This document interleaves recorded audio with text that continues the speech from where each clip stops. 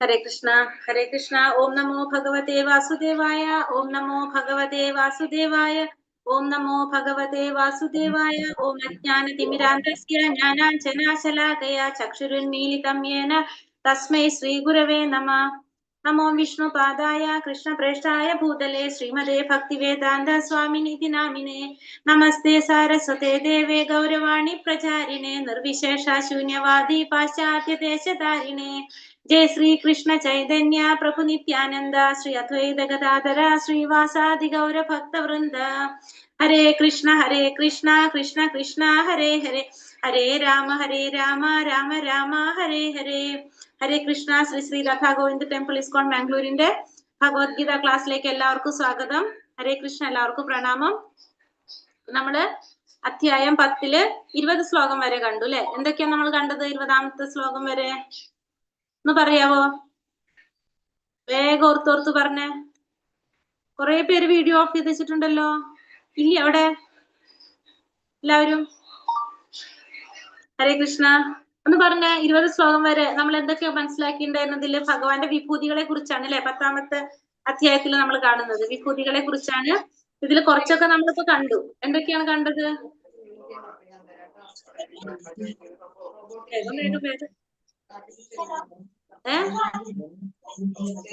എന്തൊക്കെയാണ് ഭഗവാന്റെ വിഭൂതികളെ കുറിച്ച്? അർജുനൻ ഭഗവാൻ പറയാണ് അല്ലെ, കുറച്ച് വിഭൂതികൾ ഭഗവാന്റെ വിഭൂതികൾ അസംഖ്യമാണ്, അത്രയും വിഭൂതികൾ ഉണ്ടെന്ന് പറഞ്ഞു. അപ്പൊ അതില് പ്രധാനപ്പെട്ടത് ഭഗവാൻ പറഞ്ഞു അല്ലെ. വിഭൂതികളെ കുറിച്ചും കുറെ ഉണ്ട്. പക്ഷെ ഒന്ന് മ്യൂട്ട് ചെയ്തിട്ടുണ്ട്. എല്ലാവരെയും അൺമ്യൂട്ട് ചെയ്തിട്ട് പറഞ്ഞോളൂ കേട്ടോ. അപ്പൊ പറയാണ് ഭഗവാൻ വിഭൂതികളെ കുറിച്ച് പറഞ്ഞു കൊടുക്കുകയാണ്. അപ്പൊ അതൊക്കെ കേട്ടപ്പോ, കുറച്ചൊക്കെ പറഞ്ഞു കേട്ടപ്പോ അർജുനൻ എന്ത് തോന്നി? അർജുനൻ എന്താ ഭഗവാനെ വിശേഷിപ്പിക്കുന്നുണ്ടല്ലോ ഇവിടെ? എന്തെന്നായിരുന്നു പറയുന്നത്? പരം ബ്രഹ്മ പരം ധാമ പവിത്രം പരമം ഭവാൻ എന്ന് പറഞ്ഞിട്ട് ഭഗവാനെ അർജുനൻ വിശേഷിപ്പിക്കുന്നു. അങ്ങ് പരബ്രഹ്മമാണ്, പരമപുരുഷനാണ്, പരമധാമമാണെന്നൊക്കെ പറയുന്നുണ്ട്. കാണുന്നുണ്ട് എവിടെയാണ് ഇതൊക്കെ? ഇന്നലെ എടുത്തല്ലേ ഇതൊക്കെ? കാണുന്നുണ്ട്. ആ പറഞ്ഞു. പിന്നെ ഹരേ കൃഷ്ണ മാതാജി. ഹരേ കൃഷ്ണ. ഡേറ്റായി പോയി. ഹരേ കൃഷ്ണ. പ്രണാമം. 12ഉം 13ഉം 12, 13 അർജുനൻ പറയുന്നുണ്ട് അല്ലെ. ഭഗവാന്റെ അടുത്ത് പറഞ്ഞാണ് പരം ബ്രഹ്മം പരം ധാമം പവിത്രം പരമം ഭവാൻ പുരുഷം ശാശ്വതം തീരം ആദിദേവം വിഭവും അല്ലെ. അങ്ങ് പരബ്രഹ്മമാണ്, എന്താ പറഞ്ഞ അങ്ങ് പരബ്രഹ്മമാണ്. പിന്നെന്താ പറഞ്ഞത്? പരമപുരുഷനാണ്, എല്ലാവരുടെയും എല്ലാം ഭഗവാനിൽ നിന്ന് തന്നെ പരമപുരുഷനാണ് എന്ന് ഭഗവാനോട് അർജുനൻ പറയാണ്. ഇനി ഭഗവാന്റെ വിഭൂതികളെ കുറിച്ച് പറയണം. അത് മഹത്തരമായിട്ടുള്ളതാണ് ഭഗവാന്റെ വിഭൂതികള്. നമ്മളെ ഇന്ദ്രിയങ്ങൾക്ക് പരിധിവിധിയുണ്ട്. നമ്മൾ ഈ ഭൗതിക ലോകത്തില് നമുക്ക് ഭഗവാനെ നമുക്ക് കാണാൻ സാധിക്കില്ല. അപ്പൊ ഭഗവാനെ നമുക്ക് മനസ്സിലാക്കാവുന്ന രീതിയിൽ എങ്ങനെയാണോ ഈ ഭൗതിക ലോകത്തിൽ നിറഞ്ഞു നിൽക്കുന്നത്, അതാണ് നമ്മൾ വിഭൂതികൾ എന്നുകൊണ്ട് പറയുന്നത് അല്ലെ. അപ്പൊ അങ്ങനെ പറയാണ് ഈ വിഭൂതികള്, ഭഗവാന്റെ വിഭൂതികൾ എങ്ങനെ നമ്മുടെ ഇന്ദ്രിയങ്ങൾക്ക് മനസ്സിലാക്കാവുന്ന രീതിയിൽ ഭഗവാൻ എങ്ങനെയാണ് നിറഞ്ഞു നിൽക്കുന്നത് എന്നുള്ളതാണ് പറയുന്നത്. ഇനി തുടങ്ങാണ് ഭഗവാന്റെ വിഭൂതികളെ കുറിച്ച്. ഏതൊട്ടെടുക്കണ്ടേ? 21 തൊട്ടാണ് എടുക്കണ്ടേ? അതെ മാതാജി. ഹരേ കൃഷ്ണ. അപ്പൊ ഇനി വിഭൂതികളെ കുറിച്ച് പറയാണ്, എന്തൊക്കെയാണ് എന്നൊക്കെ പറയണ. അപ്പൊ വിഭൂതി എന്ന് പറയുന്നത് എന്താണ്? ഐശ്വര്യം, വിസ്തരണം, ഭഗവാന്റെ വിസ്തരണം. ഭഗവാന്റെ വിസ്തരണല്ല വിഭൂതി, ഐശ്വര്യം, എല്ലാ ആവിഷ്കാരങ്ങളെയും നിയന്ത്രിച്ചു പോരുന്ന ഭഗവാന്റെ വൈഭവങ്ങളെ വിഭൂതി. വൈഭവങ്ങള്, അതായത് നമുക്ക് മനസ്സിലാക്കാൻ സാധിക്കുന്ന രീതിയില് വൈഭവങ്ങൾ എന്ന് പറയും നമുക്ക്.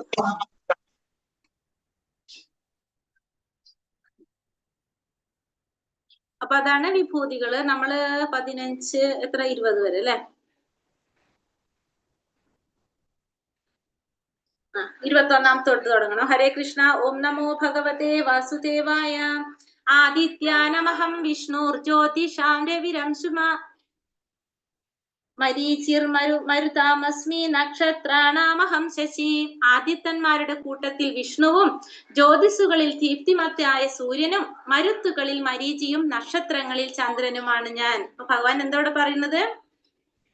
ആദിത്യന്മാരുടെ കൂട്ടത്തില് വിഷ്ണുവാണ് ഭഗവാൻ. 12 ആദിത്യന്മാരുണ്ട്. ആ 12 ആദിത്യന്മാരില് മുഖ്യൻ ആരാണെന്നാ പറയണത്?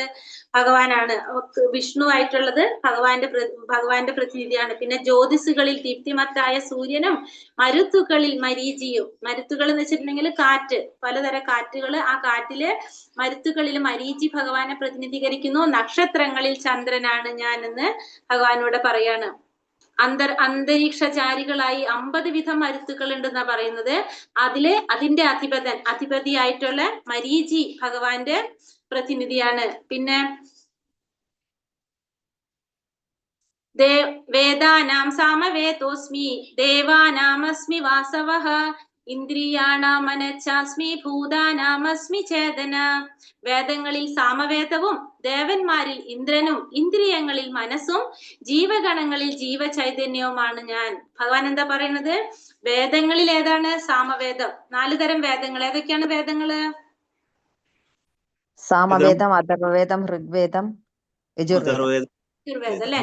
ഈ 4 വേദങ്ങളില് ഭഗവാൻ ഏതാണ് പറയുന്നത്? സാമവേദം ഭഗവാനാണ്. ദേവന്മാരിൽ ഇന്ദ്രൻ ഭഗവാനാണ്. ഇന്ദ്രിയങ്ങളിൽ ആരാണ്? ഇന്ദ്രിയങ്ങളിൽ എന്താണ്? മനസ്സ്. നമ്മുടെ മനസ്സ് ഭഗവാനെ പ്രതിനിധീകരിക്കുന്നതാണ്. ജീവഗണങ്ങളിൽ ജീവചൈതന്യം, ജീവാത്മാക്കളുടെ ചൈതന്യം അതാരാണ്? ഭഗവാനാണ്. നമുക്കറിയാം ജീവാത്മാവിന്റെ ആ ചൈതന്യം പോയി കഴിഞ്ഞാൽ പിന്നെ നമ്മൾ എന്ത് പറയും? അതൊരു ജഡവസ്തു ആയിട്ട് മാറില്ല. നമ്മളെ ശരീരത്തിൽ നിന്ന് ആ ചൈതന്യം പോയി കഴിഞ്ഞാൽ പിന്നെ നമുക്ക് എന്തില്ല? ജീവനില്ല. ജീവസത്തകൾക്ക് പ്രജ്ഞയുണ്ട്, ജഡപദാർത്ഥങ്ങൾക്ക് അതില്ല. അപ്പൊ നമുക്കറിയാം ജീവാത്മാവിന് എന്തുണ്ട്? ചൈതന്യം ഉണ്ട്. പക്ഷെ ജഡപദാർത്ഥം നമ്മുടെ ശരീരത്തിന് അതില്ല. ശരീരത്തിൽ നിന്ന് ആ ജീവാത്മാവ് പോയി കഴിഞ്ഞാൽ പിന്നെ ആ ശരീരം നമുക്ക് ഒന്നിനില്ല അല്ലെ? അത് നശിച്ചു പോകുന്നതാണ്. അപ്പൊ ആ പ്രജ്ഞ അത് ഭഗവാനാണ്. രുദ്രാണാം ശങ്കരച്ചാസ്മി വിത്തേശോ യക്ഷരാക്ഷസാം വസൂനാം പാവകച്ചാസ്മി മേരുശിഖിരണാമഹം. രുദ്രന്മാരിൽ വെച്ച് ശിവനാണ് ഞാൻ. അപ്പൊ രുദ്രന്മാരിൽ വെച്ച് ഭഗവാൻ ആരെ പ്രതിനിധീകരിക്കുകയാണ്? ശിവനെ പ്രതിനിധീകരിക്കുന്നു. യക്ഷരാക്ഷസരിൽ കുബേരനും, വസുക്കളിൽ അഗ്നിയും, പർവ്വതങ്ങളിൽ മേരുവുമാണ് ഞാൻ. അപ്പൊ രുദ്രന്മാരില്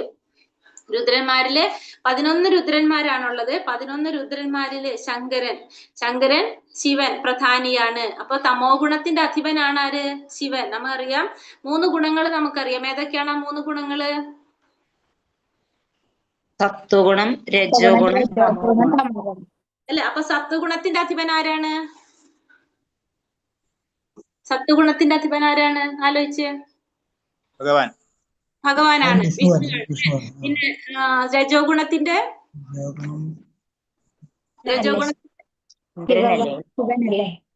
ഇന്ദ്രനൊന്നല്ല. ശിവൻ ഒരു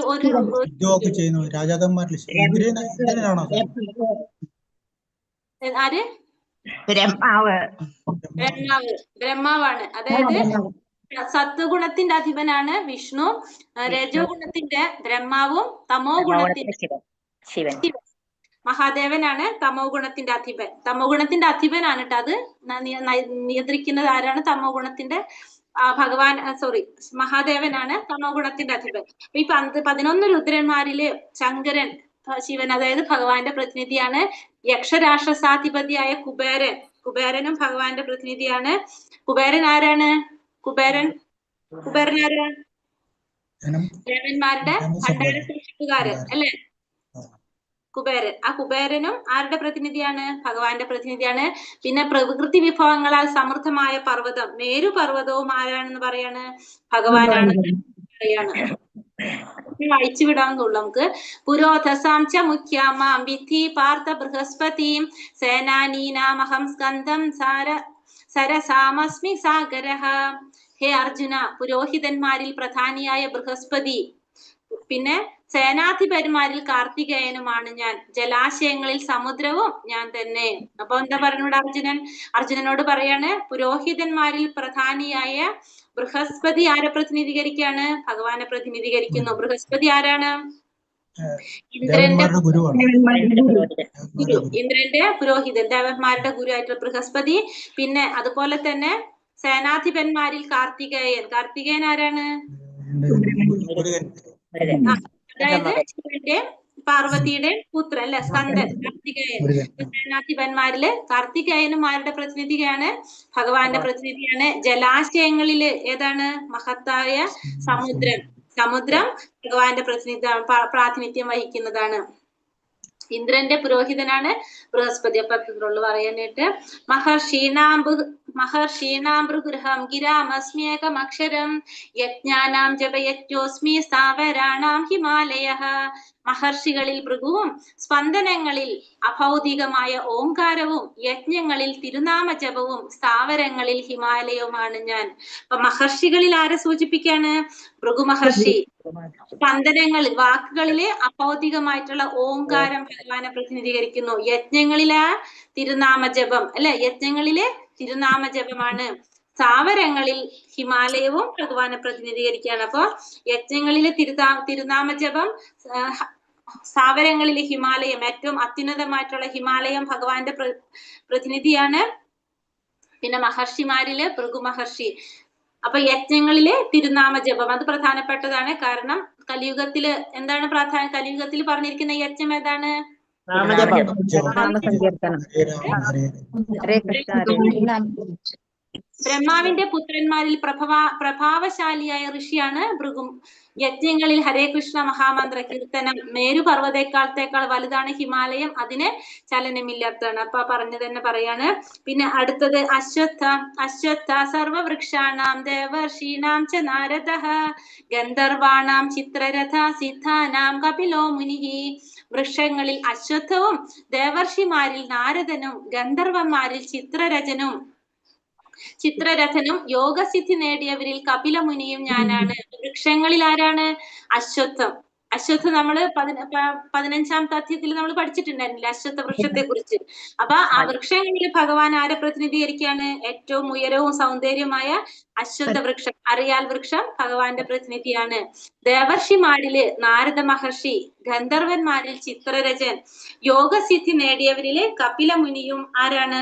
ഭഗവാന്റെ പ്രതിനിധിയാണെന്ന് പറയണം. അപ്പൊ അശ്വത്ഥം എന്ന് വെച്ചിട്ടുണ്ടെങ്കിൽ വൃക്ഷങ്ങളിൽ വെച്ചിട്ട് ഏറ്റവും ഉയരം കൂടിയും സൗന്ദര്യമൊക്കെ ഉള്ളൊരു വൃക്ഷമാണെന്നാണ് പറയുന്നത്. അറിയാൽ വൃക്ഷം അല്ലെങ്കിൽ അശ്വത്ഥം, അത് ഭഗവാന്റെ പ്രതിനിധിയാണ്. പിന്നെ ദേവർഷിമാരില് നാരദൻ എന്താണ്? ഏറ്റവും ഉത്തമ ഭക്തനാണ് നാരദ മഹർഷി അല്ലെ. ആ നാരദ മഹർഷി ഭഗവാന്റെ പ്രതിനിധിയാണ്. പിന്നെ അതുപോലെ തന്നെ ഗായകന്മാരില് ഗന്ധർവന്മാരിൽ ചിത്രരഥൻ. ഗന്ധർവന്മാരിൽ ഏറ്റവും ശ്രേഷ്ഠനാണ് ആര്? ചിത്രരഥൻ. ഗന്ധർവൻ എന്ന് വെച്ചിട്ടുണ്ടെങ്കിൽ എന്താണ്? ദിവ്യ ഗായകന്മാരുടെ ആ ഗന്ധർവന്മാര്, അവരിൽ ഏറ്റവും ശ്രേഷ്ഠനാണ് ചിത്രരഥൻ, അത് ഭഗവാന്റെ പ്രതിനിധിയാണ്. പിന്നെ പൂർണ്ണത നേടിയ ജീവാത്മാക്കളില്, അതായത് യോഗസിദ്ധി നേടിയവരില് ദേവഹൂതിയുടെ പുത്രനായിട്ടുള്ള കപിലമുനി ആരാണ്? ഭഗവാന്റെ പ്രതിനിധിയാണ്. കപില മഹർഷിയും ഭഗവാന്റെ പ്രതിനിധിയാണ്. കപിലൻ എന്ന് വെച്ചാല് ഭഗവാന്റെ തന്നെ ഒരു അവതാരമാണ് കപിലമുനി. അദ്ദേഹവും ഭഗവാന്റെ പ്രതിനിധിയാണെന്ന് പറയാണ്. ഉച്ചൈസ്രവസമാശ്വാനം വിദ്ധിമാമൃതമോദ്ഭവം ഐരാവതം ഗജേന്ദ്രേണാം നരാണാം ച നരാധിപം. അശ്വങ്ങളിൽ ഞാൻ ഉച്ചൈസ്രവസ്, അമൃതം നേടാനായി കലക്കപ്പെട്ട സമുദ്രത്തിൽ പിറന്ന കുതിരയാണ്. അശ്വങ്ങളിൽ ഞാൻ ആരാണ്? ഉച്ചൈസ്രവസാണ്. ഉച്ചൈസ്രവസ് എന്ന് വെച്ചാൽ എന്താണ്? അമൃതം നേടാനായിട്ട് കലക്കപ്പെട്ട സമുദ്രത്തിൽ പിറന്ന കുതിര. പാലാഴി മഥനം നടന്ന സമയത്ത് സമുദ്രത്തിൽ നിന്ന് വന്ന കുതിരയാണ് ആര്? ഉച്ചൈസ്രവസ്. ആ പശ്വങ്ങളിൽ ഭഗവാൻ ആരെ പ്രതിനിധീകരിക്കുകയാണ്? ഉച്ചൈസ്രവസിനെ പ്രതിനിധീകരിക്കുന്നു. ആനകളിൽ ഇന്ദ്രന്റെ വാഹനമായിട്ടുള്ള ഐരാവതം. മനുഷ്യരിൽ ആരാണ്? രാജാവാണ്. രാജാവ് ആരുടെ പ്രതിനിധിയായിട്ടാണ് പറയുന്നത്? ഭഗവാൻ രാജാവിന്റെ പ്രതിനിധിയാണെന്ന് പറയാണ്. അപ്പൊ ഈ രാജാവില് ഇപ്പൊ നമ്മള് ഉദാഹരണം പറയുന്നുണ്ട്. യുധിഷ്ഠിരൻ, പരീക്ഷിത്ത് മഹാരാജാവ്, ശ്രീരാമചന്ദ്രൻ, ഇവരൊക്കെ പ്രജാക്ഷേമത്തെ മുൻനിർത്തി എന്താ പറയാ നീതി നടപ്പിലാക്കിക്കൊണ്ടിരുന്ന രാജാക്കന്മാരാണ്. ഇങ്ങനെയുള്ള രാജാക്കന്മാര് ഭഗവാന്റെ പ്രതിനിധിയാണെന്ന് പറയാണ്. ഇവരൊക്കെ ഭഗവാൻ ഇവരുടെയൊക്കെ പ്രതിനിധിയാണ്, ഈശ്വരന്റെ പ്രതിനിധിയാണ് ആയിട്ടാണ് ഈ രാജാക്കന്മാരൊക്കെ കരുതുന്നത്. ഇപ്പൊ നമുക്കറിയാം യുധിഷ്ഠിരൻ ആരായിരുന്നു? ധർമ്മപുത്രനായിരുന്നു അല്ലെ. ശ്രീരാമചന്ദ്രൻ പരമര്യാദ പുരുഷോത്തമനായിരുന്നു. പിന്നെ അതുപോലെ തന്നെ പരീക്ഷിത്ത് മഹാരാജാവും, ഇവരൊക്കെ ഭഗവാന്റെ പ്രതിനിധികളായിട്ടാണ് നമ്മളിവിടെ പറയുന്നത്. അപ്പൊ രാജാവ് ആയിട്ടാണ് മനുഷ്യരിൽ എന്താ പറഞ്ഞത്? മനുഷ്യരിൽ രാജാവ് ഭഗവാനാണ്. ഭഗവാൻ പ്രതിനിധിയായിട്ട്. അപ്പൊ രാജാവ് കൃഷ്ണന്റെ പ്രതിനിധി എത്രേ? ആരൊക്കെയാണ്? പരീക്ഷത്തെ, യുധിഷ്ഠിരൻ, ശ്രീരാമൻ. ഈ 3-6 പേരെ പറ്റിയാണ് പറയുന്നത്. ആയുത്താനമഹം വജ്രം ധേനു നാമസ്മി കാമധൂക് പ്രജനച്ചാസ്മി കന്ദർപ്പ സർപ്പാണാമസ്മി വാസുകി. ആയുധങ്ങളിൽ വെച്ച് വജ്രവും, പശുക്കളിൽ സുരഭി പശുവും, ജനനഹേതുക്കളിൽ കാമദേവനും, സർപ്പങ്ങളിൽ വാസുകിയും ഞാൻ തന്നെ. അപ്പൊ ഇവിടെ ഭഗവാൻ പറയുന്നത് എന്താണ്? ആയുധങ്ങളിൽ വെച്ച് വജ്രം. ആയുധങ്ങളിൽ വെച്ച് വജ്രം, അതായത് ഭഗവാന്റെ ശക്തിയുടെ പ്രതീകമായിട്ട് പറയുന്നതാണ് കരുത്തേറിയിട്ടുള്ള വജ്രായുധം. അത് ഭഗവാന്റെ പ്രതിനിധിയാണ്. അതുപോലെ തന്നെ പശുക്കളില് സുരഭി പശു. അതെവിടെയാണുള്ളത് സുരഭി പശു? 8-ാമത്തെ അധ്യായത്തിൽ നമ്മൾ കണ്ടില്ലേ? ഭഗവാന്റെ ഏത് പറഞ്ഞ ചിന്താമണി ധാമത്തിൽ പറഞ്ഞില്ലേ? ചിന്താമണി ധാമത്തിൽ എന്താ പറഞ്ഞത്? സുരഭി പശുക്കൾ ഉണ്ടെന്ന് പറഞ്ഞ ഓർമ്മയുണ്ടോ? സുരഭി പശു പ്രതിനിധി എവിടെയുള്ളത്? കൃഷ്ണലോകത്തിൽ. കൃഷ്ണലോകത്തുള്ള സുരഭി പശു ഭഗവാന്റെ പ്രതിനിധിയാണ്. പിന്നെന്താണ്? ജനനഹേതുക്കളിൽ കാമദേവൻ. കാമദേവൻ ഭഗവാന്റെ പ്രതിനിധിയാണ്. പിന്നെ അതുപോലെ തന്നെ സർപ്പങ്ങളിൽ വാസുകിയും ആരാണ്? ഭഗവാന്റെ പ്രതിനിധിയാണെന്ന് പറയാണ്. അനന്തച്ചാസ്മി നാഗാനാം വരുണോം യാതസാമഹം പിതൃണാമര്യമാ ചാസ്മി യമാ സംയമതാമഹം. അനേക ഫണങ്ങളോട് കൂടിയ നാഗങ്ങളിൽ അനന്തനാണ് ഞാൻ. ജലജീവികളിൽ വരുണൻ, പിതൃക്കളിൽ അര്യമാവ്, ശിക്ഷകരിൽ മൃത്യുദേവതായ യമനും ഞാൻ തന്നെയാണ്. അപ്പൊ ഭഗവാൻ എന്താ പറയുന്നത്? അനേക ഫണങ്ങളുള്ള നാഗങ്ങളില് ഏറ്റവും വലിപ്പമാർക്കാണ്? അനന്തനാണ്. ആ അനന്തൻ ഭഗവാന്റെ പ്രതിനിധിയാണ്. പിന്നെ ജലജീവികളില് വരുണൻ ഭഗവാനെ പ്രതിനിധീകരിക്കുന്നു. പിന്നെ പിതൃക്കളുടെ ലോകത്തില് ആരാണ് ഭഗവാന്റെ പ്രാതിനിധ്യം വഹിക്കുന്നത്? അര്യമാവ് ഭഗവാന്റെ പ്രാതിനിധ്യം വഹിക്കുന്നു. പിന്നെന്താണ്? ശിക്ഷകരിൽ മൃത്യുദേവതയായിട്ടുള്ള യമൻ. ദുഷ്കർമ്മികളെ ശിക്ഷിക്കാനായിട്ട് ഏറ്റവും ശ്രേഷ്ഠനായിട്ടുള്ളത് ആരാണ്? യമനാണ്. ആ യമനും ആരുടെ പ്രതിനിധിയാണ്? ഭഗവാന്റെ പ്രതിനിധിയാണ്.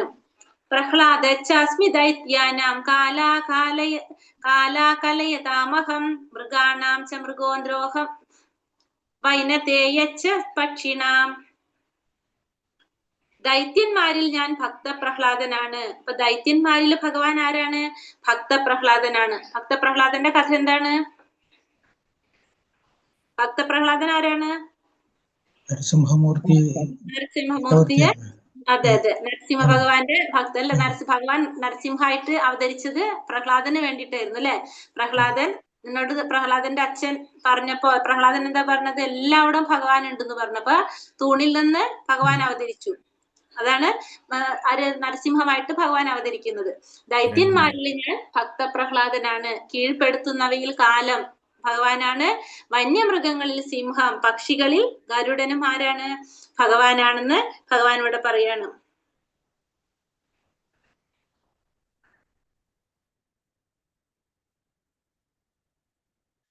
ദൈത്യന്മാര് തിഥിയും അതിഥിയും സഹോദരിമാരാണ്. കശ്യപ മഹർഷിയുടെ ഭാര്യമാര്. അപ്പൊ ദൈത്യന്മാര് എന്ന് പറഞ്ഞിട്ടുണ്ടെങ്കിൽ ആരാണപ്പോ ദൈത്യന്മാരെന്ന് പറഞ്ഞാല്? അസുരന്മാര് അല്ലെ? അപ്പൊ അസുരന്മാരും ദേവന്മാരും. ഇത് തിഥിയുടെയും അതിഥിയുടെയും മക്കളാണ് ആര്? അസുരന്മാരും ദേവന്മാരും. അപ്പൊ തിഥിയുടെ മക്കള് ദൈത്യന്മാരും അതിഥിയുടെ മക്കള് ദേവന്മാരും. ആദിത്യര്. അവര് ആരാണ് പറഞ്ഞ? കശ്യപ മഹർഷിയുടെ ഭാര്യമാരാണ്. ഈ ഒരു കൂട്ടർ എന്താണ്? ദൈവികമായിട്ടുള്ള കാര്യങ്ങൾ മാത്രം ചെയ്തു പോകുന്നു. മറ്റൊരു കൂട്ടർ ആസുരികമായിട്ടുള്ള പ്രവർത്തികൾ ചെയ്തു കൂട്ടുന്നു. പക്ഷെ രണ്ടുപേരും ഒരച്ഛന്റെ മക്കളാണ്. അതാണ് ഇതിൽ പറഞ്ഞത്. അടുത്തത് പവതാമസ്മി രാമ ശസ്ത്രാപൃതാമഹം ചക്ഷാണാമകരച്ചാസ്മി സ്രോതസാമസ്മി ജാഹ്നവി. ശുദ്ധീകരിക്കുന്നവരിൽ ഞാൻ കാറ്റാണ്. ആയുധങ്ങൾ ഉപയോഗിക്കുന്നവരിൽ ഞാൻ രാമനാണ്. മത്സ്യങ്ങളിൽ ഞാൻ സ്രാവാണ്. ഒഴുകുന്ന നദികളിൽ ഞാൻ ഗംഗയാണ്. അപ്പൊ എന്താ പറഞ്ഞത്? ഒരു മിനിറ്റ്, ഇത് 31 അല്ലേ? 31 അതല്ല കേട്ടോ. 31 പറയുന്നത് പാവനം, കാറ്റിനെ കുറിച്ചല്ല പറയുന്നത്. സ്രാവ് പ്രതിനിധി. പവതാമസ്മി ശുദ്ധീകരിക്കുന്നതിൽ വെച്ച്, ജലജന്തുക്കളിൽ വെച്ച്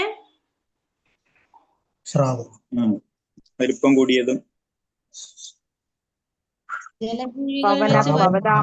രാമശസ്ത്രഭൃതാമഹം ജഷാണം മകരശ്ചാസ്മി സ്വസ്ത്രസാസ്മി ജാഹ്നവി. ആ ശ്ലോകം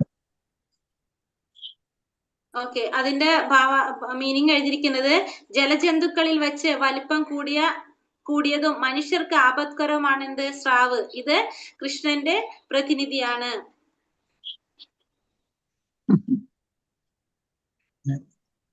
ശുദ്ധീകരിക്കുന്നവരിൽ ഞാൻ കാറ്റാണ്. ശുദ്ധീകരിക്കുന്നവർ വെച്ച് കാറ്റാണ്. അത് ഇതിൽ പറഞ്ഞിട്ടില്ല അല്ലെ?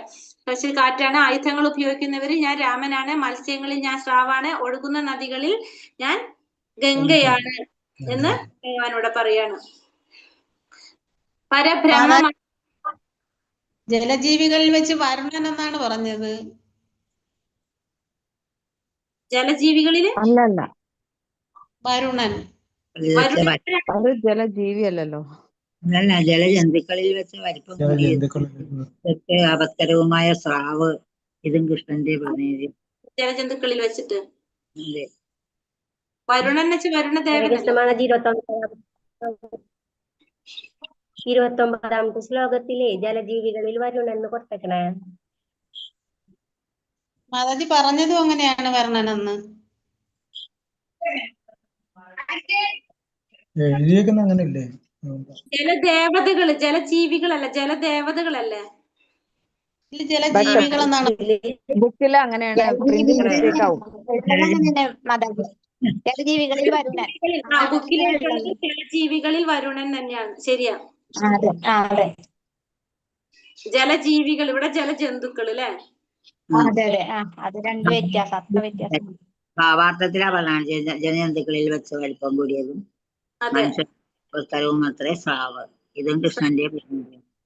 ഇവിടെ ജലദേവതകളിൽ വെച്ചെന്നാ പറഞ്ഞിരിക്കുന്നത്. ഇവിടെ മറ്റേല് കൊടുത്തിരിക്കുമ്പോ ജലദേവതകൾ എന്നാ പറഞ്ഞിരിക്കുന്നത് വരുണന്. പക്ഷെ ഭാവാർത്ഥത്തില് ഇങ്ങനെ കൊടുത്തിരിക്കുന്നത് കേട്ടോ. ഹരേ കൃഷ്ണ. അതെ, ഹരേ കൃഷ്ണ. Thank you Mataji. പരബ്രഹ്മമാണ് ചരാചരങ്ങളുടെ എല്ലാം വിശ്രമ സ്ഥാനമെന്ന് മുണ്ടകോപനിഷത്ത് ചൂണ്ടിക്കാണിക്കുന്നു. അപ്പൊ പരബ്രഹ്മമാണ് ചരാചരങ്ങളുടെ എല്ലാം വിശ്രമ സ്ഥാനമെന്ന് എന്തില് പറയുന്നുണ്ട്? മുണ്ടകോപനിഷത്തില് പറയുന്നുണ്ട്. അത് ഇതില് പറയുന്നില്ലല്ലോ അങ്ങനെ ഒരു പോയിന്റ്.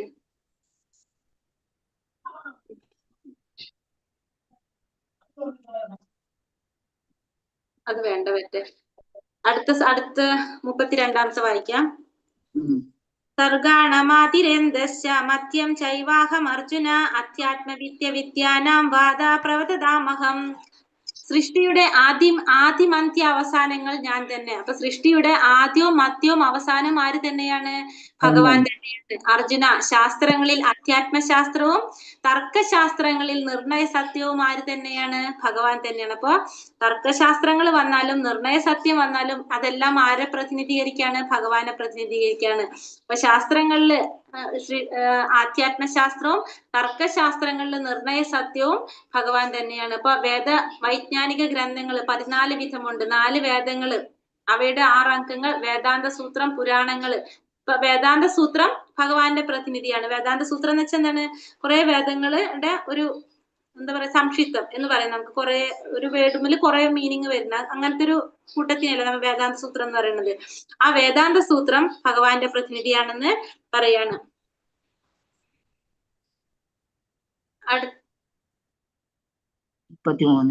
33 അല്ലെ? അക്ഷരാണാമകരോമസ്മി ദ്വന്ദ്വോ സാമാസികസ്യ ച അഹമേവാക്ഷയേ കാലോ ധാതാഹം വിശ്വതോ മുഖ.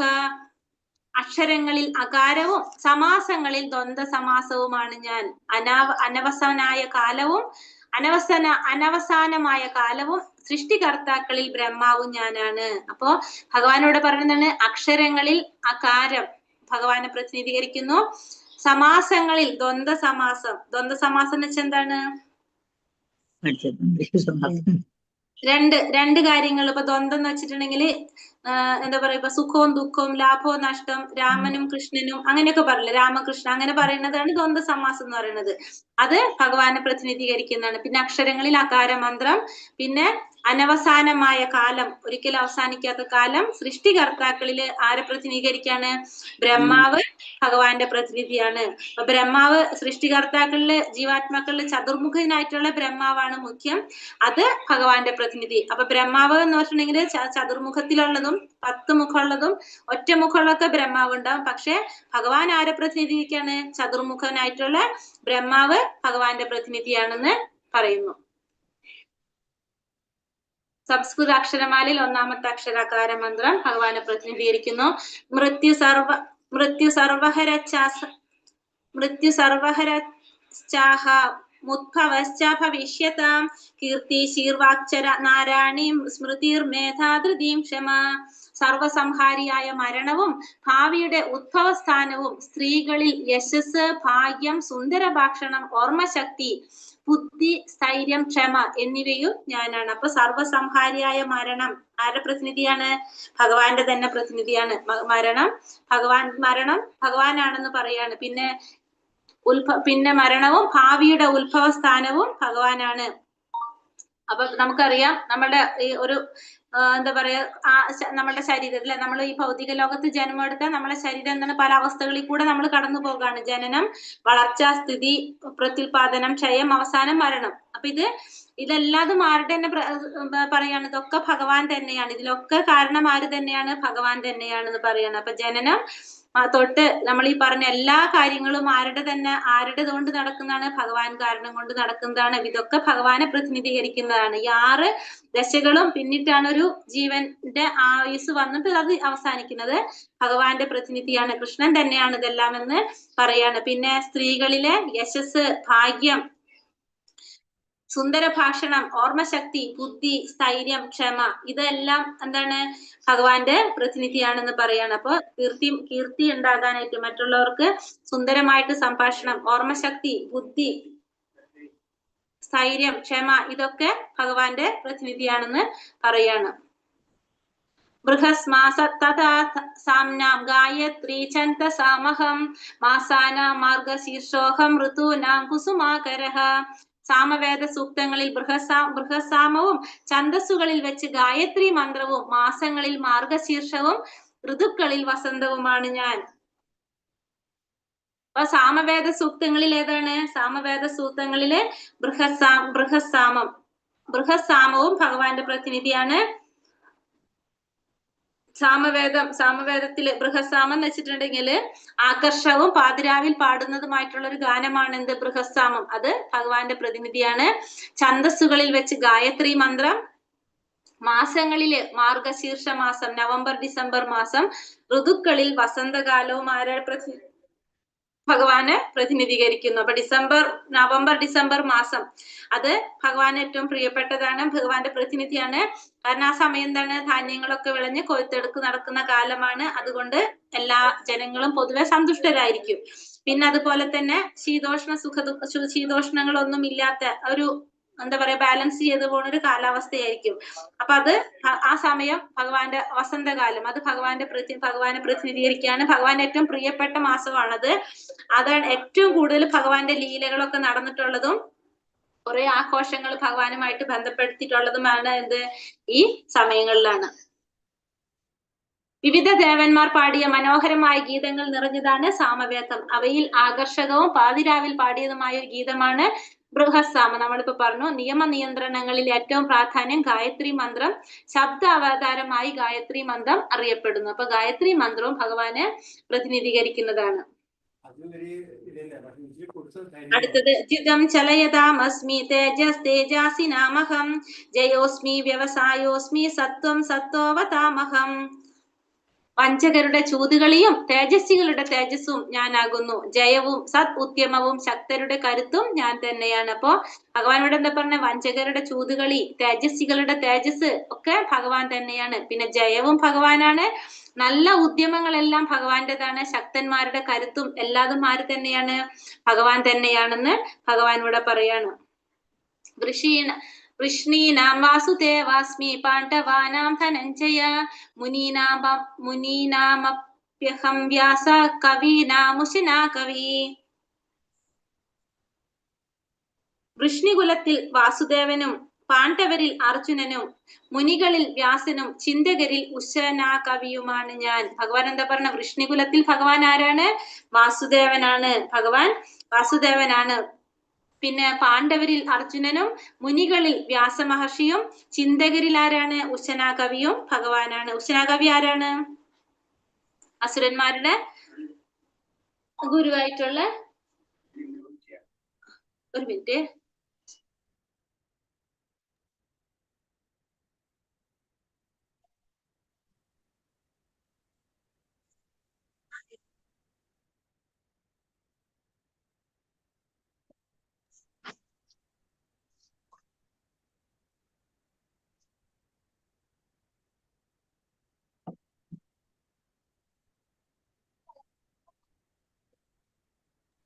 ഹരേ കൃഷ്ണ.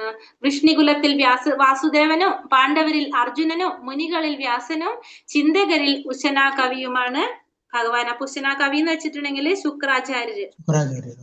ശുക്രാചാര്യ അസുരന്മാരുടെ ഗുരുവായിട്ടുള്ള ശുക്രാചാര്യരാണ് ഉശന കവി. അത് അദ്ദേഹം ഭഗവാനെ പ്രതിനിധീകരിക്കുന്നതാണ്. അസുരന്മാരുടെ ഗുരു ഉൾനസ് അഥവാ ശുക്രാചാര്യർ കേട്ടോ. ഇവിടെ എഴുതിയിരിക്കുന്ന തെറ്റാണ്, ഇതിപ്പോ വേണ്ട. അടുത്തത് ദണ്ഡോ ദമയതാമസ്മി നീതിരസ്മി ജികീഷിതാം മൗനം ചൈവാസ്മി ഗുഹ്യാനാം ജ്ഞാനാവതാമഹം. നിയമരാഹിത്യങ്ങളെ അടിച്ചമർത്തുന്ന പദ്ധതികളിൽ ദണ്ഡം അഥവാ ശിക്ഷ, വിജയം കൈവരിക്കുന്നവരുടെ കാക്ഷിക്കുന്നവരുടെ നീതി എന്നിവയും ഗോപ്യങ്ങളിൽ മൗനവും ജ്ഞാനികളുടെ ജ്ഞാനവും ഞാനാണ്. അപ്പൊ ഭഗവാൻ എന്താ പറയുന്നത് ഇവിടെ? നിയമരാഹിത്യങ്ങളെ അടിച്ചമർത്തുന്ന പദ്ധതികളില് അത് ദണ്ഡം, അത് ഭഗവാനെ പ്രതിനിധീകരിക്കുകയാണ്. വിജയം കാക്ഷിക്കുന്നവരുടെ നീതി, ഗോപ്യങ്ങളിൽ എന്താണ്? മൗനം, ഭഗവാന്റെ പ്രതിനിധിയാണ്. ജ്ഞാനികളുടെ ജ്ഞാനവും ഭഗവാനാണ്. അപ്പൊ ദുഷ്കൃതികളെ അടിച്ചമർത്താനായിട്ട് പല രീതിയിലും നമുക്ക് ഉണ്ടാവും അല്ലെ, പല കാര്യങ്ങളുണ്ട്. അതില് ദണ്ഡം ഭഗവാനെ പ്രതിനിധീകരിക്കുന്നതാണ്. പിന്നെ അതുപോലെ തന്നെ വിജയം കാക്ഷിക്കുന്നവരുടെ നീതി, അത് ഭഗവാനെ പ്രതിനിധീകരിക്കുകയാണ്. പിന്നെന്താണ് പറഞ്ഞത്? മൗനം, ഗോപ്യങ്ങളില് മൗനം, ശ്രവണം മനനം ധ്യാനം മൗനം. അതില് മൗനം ആരെ പ്രതിനിധീകരിക്കുകയാണ്? ഭഗവാനെ പ്രതിനിധീകരിക്കുകയാണ്. ജ്ഞാനികളുടെ ജ്ഞാനവും ഭഗവാൻ തന്നെയാണെന്ന് പറയാണ്. അടുത്തത് യച്ചാപി സർവഭൂതാനാം ബീജാം തദഹം അർജുന ന തദസ്തി വിനായൽസ്യ അന്മയാ ഭൂതം ചരാചരം.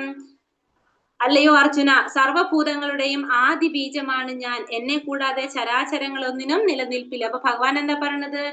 എല്ലാ ബീജങ്ങളുടെയും സർവഭൂതങ്ങളുടെയും ആദി ബീജം അഹം ബീജ പ്രദാപിത. എല്ലാവർക്കും ആദ്യം ബീജം പ്രദാനം ചെയ്തത് ആരാണ്? ഭഗവാനാണ്. ഭഗവാൻ പറയുന്നുണ്ട് അല്ലെ, എല്ലാവർക്കും ആദ്യം ബീജം പ്രദാനം ചെയ്ത് ഭഗവാനാണ്. അതുകൊണ്ട് ഭഗവാൻ എല്ലാവരുടെയും പിതാവാണ്. അപ്പൊ എന്നെ കൂടാതെ ഒരു ചരാചരങ്ങൾക്കും എന്തില്ല? ഒന്നിനും നിലനിൽപ്പില്ല. എല്ലാതും ഭഗവാന്റെ ശക്തിയില് ഉറച്ചു നിൽക്കുന്നതാണ്. അതുകൊണ്ട് എന്താണ്? എല്ലാ ചരാചരങ്ങളും ഭഗവാന്റെ ശക്തിയിൽ ഉറച്ചു നിൽക്കുന്നതാണ്. ഭഗവാന്റെ ഇല്ലാതെ ഒന്നിനും നിലനിൽക്കാനായിട്ട് സാധിക്കില്ല. നമ്മുടെ എല്ലാവരുടെ ഹൃദയത്തിൽ ആരുണ്ട്? പരമാത്മാ രൂപത്തില് ഭഗവാൻ ഇരിക്കുന്നുണ്ട്. അടുത്തത് നാന്തോസ്മി മമ ദിവ്യാനാം വിഭൂതീനാം പരം തപ ഏഷാ തുദ്ദേശത പ്രോക്ത വിഭൂതേർ വിസ്തരോ മയ. ശത്രുക്കളെ ജയിക്കുന്നവനെ, എന്റെ ദിവ്യ വിഭൂതികൾക്ക് അവസാനമില്ല. ഞാൻ പറഞ്ഞതാകട്ടെ എന്റെ അനന്തമായ വിഭൂതികളുടെ ഒരു സൂചന മാത്രമാണ്. അപ്പൊ ഭഗവാൻ എന്താ പറയുന്നത് ഇവിടെ? ഭഗവാന്റെ വിഭൂതികൾക്ക് എന്തില്ല? അവസാനമില്ല. ശത്രുക്കളെ ജയിക്കുന്നവനെ അർജുനനോട് പറയാണ് എന്റെ വിഭൂതികൾക്ക് അവസാനമില്ല. ഇത് പറഞ്ഞത് ഒരു സൂചന മാത്രമാണ് ഞാനിവിടെ തന്നതെന്നിവിടെ അർജുനനോട് ഭഗവാൻ പറയാണ്. യത് വിഭൂതി മത് സത്വം ശ്രീമദുർജിതമേവ തത്തത് ഏവാവഗച്ഛ തത്വം മമാ തേജാംശ സംഭവം. വിഭൂതിമത്വം സുന്ദരവും തേജസ്സുറ്റതുമായ ഏതൊരു സൃഷ്ടിയും എന്റെ തേജസ്സിന്റെ ഒരു കണികയിൽ നിന്ന് ഉത്ഭവിച്ചതെന്ന് മനസ്സിലാക്കുക. അപ്പൊ വിഭൂതിമത്തായിട്ടുള്ളത്, സുന്ദരമായിട്ടുള്ളത്, തേജസ്സുമായിട്ടുള്ള ഏതൊരു സൃഷ്ടിയും കണ്ടു കഴിഞ്ഞാൽ നമുക്ക് അതെന്ത് മനസ്സിലാക്കണം? അത് ഭഗവാന്റെ ഒരു കണികയിൽ നിന്ന് ഉത്ഭവിച്ചതാണെന്ന് നമുക്ക് മനസ്സിലാക്കാനായിട്ട് സാധിക്കണം. അത് ആധ്യാത്മിക ലോകത്തിലായാലും ഭൗതിക ലോകത്തിലായാലും തേജസ്സുറ്റതും സുന്ദരവും ഐശ്വര്യപൂർണമായിട്ടുള്ളത് എന്തും എന്താണ്? ഭഗവാന്റെ ആവിഷ്കരണമാണ്. അത് അസാമാന്യമാംവിധം ഐശ്വര്യവത്തായിട്ടുണ്ടെങ്കിൽ അതെന്താണ്? ഭഗവാന്റെ വിഭൂതിയുടെ പ്രാതിനിധ്യം വഹിക്കുന്നതാണെന്ന് നമ്മൾ മനസ്സിലാക്കണം. അഥവാ ബഹുനൈതേന കിം ജ്ഞാതേന തവാർജുന വിഷ്ടാപ്യാഹമിദം കൃഷ്ണമേകാംശേന സ്ഥിതോ ജഗത്. അല്ലെങ്കിൽ അർജുന, ഇനിയും വിശദമായി ഇതെല്ലാം അറിഞ്ഞിട്ട് എന്ത് വേണം? എന്റെ ഒരു ചെറിയ അംശം മാത്രമാണ് ഈ മഹാപ്രപഞ്ചത്തിൽ വ്യാപിച്ച് അതിനെ നിലനിർത്തുന്നത്. അപ്പൊ ഭഗവാൻ പറയാണ് അർജുനനോട്, അല്ലെങ്കിൽ അർജുന, ഇനിയും വിശദമായിട്ട് അറിഞ്ഞിട്ട് എന്താ വേണ്ടത്? എന്റെ ഒരു ചെറിയൊരു അംശം മാത്രമാണ് ഈ മഹാപ്രപഞ്ചത്തില് വ്യാപിച്ച് അതിനെ നിലനിർത്തി കൊണ്ടുപോകുന്നത്. അപ്പൊ ഇത്രയും അറിഞ്ഞിട്ടിനി എന്താണെന്നാണ് ഇവിടെ ആര് ചോദിക്കുന്നത്? അർജുനനോട് ഭഗവാൻ ചോദിക്കുന്നത്. അപ്പൊ കൃഷ്ണന്റെ മഹാവിഭൂതിയിൽ നിന്നാണ് സൂര്യന് പോലും ഉഗ്ര തേജസ് ലഭിക്കുന്നത്. അപ്പൊ നമുക്കറിയാവുന്നതാണ് അല്ലെ, സൂര്യന്റെ തേജസ്സും ഭഗവാനിൽ നിന്ന് തന്നെയാണ് വരുന്നത്. അദ്ദേഹത്തിന്റെ ഒരു അംശം കൊണ്ടാണ് ഈ പ്രപഞ്ചം നിലനിൽക്കുന്നത് മുഴുവനും. ഭഗവാന്റെ ഒരു അംശത്തിൽ നിന്നാണ് ഇതൊക്കെ നിലനിൽക്കുന്നത് എന്നും നമുക്കറിയാം. അപ്പൊ ഭഗവാന്റെ വിഭൂതി യോഗം എന്നൊരു അധ്യായത്തില് എന്താ പറയുന്നത്? ഭഗവാന്റെ ഈ ഭൗതിക ലോകത്തില് നമുക്ക് കാണാൻ സാധിക്കുന്ന വിധത്തിലുള്ള അതാണ് നമുക്ക് ഈ അധ്യായത്തിൽ മനസ്സിലാക്കി തരുന്നത് അല്ലെ, വിഭൂതികളെ കുറിച്ച്. ഇത് നമുക്ക് മനസ്സിലാവുന്നതാണെന്ന് വിചാരിക്കുന്നു എല്ലാവർക്കും അല്ലെ. ഹരേ കൃഷ്ണ. ഹരേ കൃഷ്ണ. എല്ലാവർക്കും പ്രണാമം. ക്വസ്റ്റ്യൻ ആൻസർ നോക്കാനുണ്ടോ? ഹരേ കൃഷ്ണ. ഉണ്ട് മാതാജി, നോക്കിയില്ല അത് ക്വസ്റ്റ്യൻ ആൻസർ പത്താമത്തെ ഇട്ടിട്ടുണ്ടോ ക്വസ്റ്റ്യൻ? ഇട്ടിട്ടുണ്ട് മാതാജി. ശ്രീല പ്രഭുപാദയുടെ ഏറ്റവും പ്രധാനപ്പെട്ട സംഭാവനകൾ എന്താണ്? ശ്രീല പ്രഭുപാദയുടെ സംഭാവനകൾ ഏതാണ്? പുസ്തകങ്ങൾ. പുസ്തകങ്ങള്. പിന്നത്തെ എന്താ ക്വസ്റ്റ്യൻ? പിന്നെ ഭക്തി സാധനയ്ക്ക് മാറ്റുകൂടുന്നത് എപ്പോഴാണ് ഭക്തി സാധനയ്ക്ക് മാറ്റി കഥകൾ എത്രയേറെ കേൾക്കുന്നുവോ ആസക്തി ഭഗവാനെ കുറിച്ച് കേൾക്കുമ്പോഴും അത് ഉൾക്കൊള്ളുമ്പോഴും ഉത്സാഹം കൂടും. കേൾക്കും തോറും നമുക്ക് മാറ്റി അല്ലേ? അതെ. ഹരേ കൃഷ്ണ. അടുത്തത് 4 കുമാരന്മാരാണ്. കുമാരന്മാര് സനകൻ, സനന്ദൻ, സനാതനൻ, സനക, സനാതന, സനന്ത, സനൽകുമാരന്മാര് അല്ലെ, 4 കുമാരന്മാര്. പിന്നെ ബുദ്ധിയോഗം എന്നാൽ എന്താണ് അർത്ഥമാക്കുന്നത്? ബുദ്ധിയോഗം എന്ന് വെച്ചാല് നേടാനുള്ള മാർഗം, കൃഷ്ണസന്നിധിയിലേക്ക് തിരിച്ചു പോകാൻ ഞാൻ തന്നെ എന്നുള്ള ഭഗവത്സരങ്ങളിലെ അർത്ഥം തന്നെയാണ് ബുദ്ധിയോഗം. ബുദ്ധിയോഗം എന്ന് വെച്ചാൽ ഭക്തിയോഗമാണ്. കൃഷ്ണാവബോധമാണ്. കാരണം ഭക്തിയോഗം ചെയ്യാൻ ബുദ്ധിയുള്ളവർ മാത്രമേ ഭക്തിയോഗം ചെയ്യുന്നത് ആരാണ്? ബുദ്ധിയുള്ളവർ മാത്രമേ അത് ചെയ്യുള്ളൂ, അല്ലാത്തവർ ചെയ്യില്ല. കാരണം ഭക്തിയോഗത്തിലൂടെ നമുക്ക് ഭഗവാനെ പ്രാപിക്കാൻ സാധിക്കുന്നു ബുദ്ധിയുള്ളവർക്കെല്ലാം അറിയുള്ളൂ. അപ്പൊ അവരെന്ത് ചെയ്യുള്ളൂ? ഭക്തിയോഗം ചെയ്യുള്ളൂ, ഭക്തിയുടെ സേവനം ചെയ്യുള്ളൂ, ഭക്തിയോഗം ചെയ്യുള്ളൂ. അപ്പൊ അതാണ് ബുദ്ധിയോഗം എന്ന് വെച്ചാൽ എന്താ അർത്ഥാക്കണത്? ഇങ്ങനെ പറഞ്ഞാൽ പോരെ മാതാജി? കൃഷ്ണാവബോധത്തോടെ ചെയ്യുന്ന പ്രവർത്തനം ബുദ്ധിയോഗം അല്ലെ അറിയപ്പെടുന്നു. കൃഷ്ണാവബോധം ചെയ്യാതെ, അതായത് മെയിനായിട്ട് ഞാൻ പറഞ്ഞ ഭക്തിയോഗം, അതായത് കൃഷ്ണാവബോധം, ഭക്തിയുടെ സേവനം, അതാണ് നമ്മൾ ഇതിൽ പറയുന്നത്. ആ സ്ലൈഡിൽ എന്താണ് പറഞ്ഞത്? അതല്ലേ പറഞ്ഞിരിക്കുന്ന സ്ലൈഡില്? അതെ, കൃഷ്ണാവബോധത്തോടെ ഭക്തിയുത സേവനം അനുഷ്ഠിക്കുന്നതിനാണ് ബുദ്ധിയോഗം എന്ന് പറയുന്നത്. ബേസിക്കലി നമ്മൾ ഇത്രയും ചിന്തിച്ചാൽ മതി. ബുദ്ധിയോഗം എന്ന് പറയുന്നത് ബുദ്ധിയോഗം ഭക്തിയോഗമാണ്. കാരണം ബുദ്ധി ഉള്ളവരാണ് എന്ത് ചെയ്യുന്നത്? ഭക്തിയോഗം ചെയ്യുക. ഭക്തിയോഗം എന്ന് വെച്ചാൽ എന്താണ്? ഭഗവാനെ ഭഗവത്ഗീത അല്ലെ. അപ്പൊ ഭക്തിയോഗം ചെയ്ത് അല്ലെങ്കിൽ ഭക്തിയുടെ സേവനം ചെയ്തിട്ടാണ് നമുക്ക് ഭഗവാനെ പ്രാപിക്കാൻ സാധിക്കുക. അത് ആര് മാത്രമേ ചെയ്യുള്ളൂ? ബുദ്ധിയുള്ളവരെ ചെയ്യുള്ളൂ. നമുക്ക് ബുദ്ധി ഉണ്ടെങ്കിൽ നമ്മൾ അത് ചെയ്യുക. അത് നമുക്ക് എന്ത് ചെയ്യാൻ സാധിക്കും? ഭഗവാനെ പ്രാപിക്കാൻ സാധിക്കും. വളരെ സിമ്പിൾ ആയിട്ടുള്ള കാര്യമാണ്. അപ്പൊ ബുദ്ധിയോഗം എന്ന് പറഞ്ഞാല് എന്താണ്? നമ്മള് കൃഷ്ണാവബോധം തന്നെയാണ് പറയുന്നത് കേട്ടോ. ഇനി അത് മറക്കില്ല. പിന്നെ അടുത്തത് വിഭൂതി എന്നതുകൊണ്ട് എന്താണ് ഉദ്ദേശിച്ചത്? വിഭൂതി എന്ന് വെച്ചാൽ എന്താണ്? നമ്മുടെ ഇന്ദ്രിയങ്ങൾക്ക് മനസ്സിലാകുന്ന തരത്തിൽ ഭഗവാനെ നമുക്ക് എങ്ങനെ കാണാൻ സാധിക്കും? അതാണ് വിഭൂതി അല്ലെ? അതെ, ഭൗതിക ലോകത്തില് നമുക്ക് ഭഗവാനെ ദർശിക്കാൻ സാധിക്കുന്നതാണ് വിഭൂതികൾ എന്ന് പറയുന്നത്. നമ്മളെ മുന്നിൽ ഭഗവാൻ വന്നു നിന്നാലും നമുക്ക് അല്ലെങ്കിൽ അറിയില്ല അല്ലെ. പിന്നെ അടുത്തത് ഭഗവാന്റെ വിഭൂതികൾ ഏതെല്ലാം? ഭഗവാന്റെ വിഭൂതികൾ ഇപ്പൊ നമ്മൾ 21ാമത്തെ തൊട്ടെന്ന് പറഞ്ഞു ഭഗവാന്റെ വിഭൂതികളാണ്. ഒരുപാട് വിഭൂതികൾ ഉണ്ടല്ലേ? ഞാൻ അങ്ങനെ ഇട്ടൊരു ചോദ്യം ഇപ്പൊന്ന് വെച്ച് കഴിഞ്ഞാല്, അല്ലെങ്കിൽ ഓരോന്നോരോന്ന് പറയുമ്പോ കുറെ ഞാൻ എഴുതണം. അപ്പൊ അതിനോർത്ത് ഇങ്ങനെ ഇട്ട് കഴിഞ്ഞാല് നിങ്ങൾക്ക് പിന്നെ ചെയ്യാലോ. അപ്പൊ ഭഗവാന്റെ വിഭൂതികള് നമുക്കിപ്പോ പറഞ്ഞു. ആദിത്യന്മാരുടെ കൂട്ടത്തിൽ ആ വിഷ്ണു ആണെന്ന് പറഞ്ഞു, ജ്യോതിഷികളിൽ സൂര്യനാണെന്ന് പറഞ്ഞു, മരുത്തുക്കളിൽ മരീചിയാണെന്ന് പറഞ്ഞു, നക്ഷത്രങ്ങളിൽ ചന്ദ്രനാണെന്ന് പറഞ്ഞു. പിന്നെ നിങ്ങൾ പറഞ്ഞ വേദങ്ങളിൽ സാമവേദം, ദേവന്മാരിൽ ഇന്ദ്രൻ, ഇന്ദ്രിയങ്ങളിൽ മനസ്സ്, അതിങ്ങനെ എങ്ങനെ എഴുതി വെച്ച് പോകാം. നമുക്ക് പിന്നെ ഓരോന്ന് ഇങ്ങനെ പറഞ്ഞില്ലേ നമ്മള്? വൃക്ഷങ്ങളിൽ അരയാൽ വൃക്ഷം, രുദ്രന്മാരിൽ ശിവൻ, യക്ഷരാക്ഷസരിൽ കുബേരൻ, വസുക്കളിൽ അഗ്നി, പർവ്വതങ്ങളിൽ മേരുപർവ്വതം, അങ്ങനെ കുറെ പറഞ്ഞില്ലേ നമ്മള്? അതാണ് മുഴുവനും വിഭൂതികള്. അതെല്ലാം എഴുതേണ്ടി വരും. അതെല്ലാം എഴുതേണ്ടി വരും വിഭൂതികൾ. അതാണ് അങ്ങനെ ചോദ്യം ഇട്ടത്. കാരണം വെച്ചാൽ ഇപ്പൊ ചിലത് മാത്രം പറഞ്ഞാൽ നമ്മൾ അത് മാത്രമേ ശ്രദ്ധിക്കുള്ളൂ. അപ്പൊ ഇതാവുമ്പോ നിങ്ങള് അതിന്റെ നേരെ എഴുതി വെച്ചാൽ മതി. എഴുതി വെക്കുന്നത് ഇപ്പൊ ദൈത്യന്മാരിൽ ആരാണ്? ഭക്തപ്രഹ്ലാദൻ. അപ്പൊ ദൈത്യന്മാരില് ഭക്തപ്രഹ്ലാദൻ. പിന്നെ എന്താണ് പറഞ്ഞത്? വന്യമൃഗങ്ങളില് സിംഹം, പക്ഷികളില് ഗരുഡൻ, ഗരുഡൻ, അങ്ങനെ അങ്ങനെ എഴുതി വെച്ച് പോയി കഴിഞ്ഞാൽ ഒറ്റയടിക്ക് നോക്കുമ്പോ നമുക്ക് മനസ്സിലാവും. അറിയാൻ വേണ്ടി മാത്രം അത് എഴുതിയത്, നമ്മളൊന്നും കൂടി ശ്രദ്ധിക്കാൻ വേണ്ടിയിട്ട് മാത്രം. എഴുതണം എന്നില്ല, ബുക്കിന് വായിച്ചാലും മതി അതിന്റെ കേട്ടോ. ഞാൻ ഫുള്ള് എഴുതി മാതാജി. എഴുതില്ലേ? ഓക്കെ. ഹരേ കൃഷ്ണ മാതാജി. അപ്പൊ 10ാമത്തെ അധ്യായത്തിൽ വല്ല സംശയം ഉണ്ടോ നമുക്ക്?